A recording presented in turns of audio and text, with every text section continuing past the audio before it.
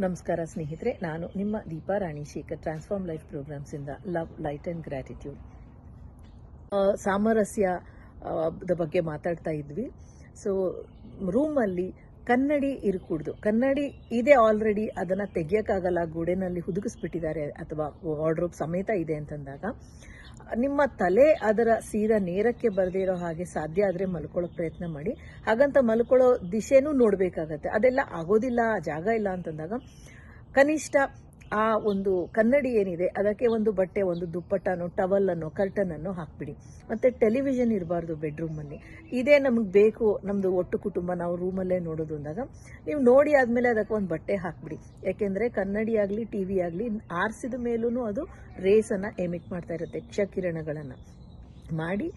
ನೀವು ಅತಿ ಶೀಘ್ರದಲ್ಲಿ ತಂದೆ ತಾಯಿ ಆಗಲಿ. Thank you so much for joining me, Deepa Rani Shekhar from transform life programmes. Love.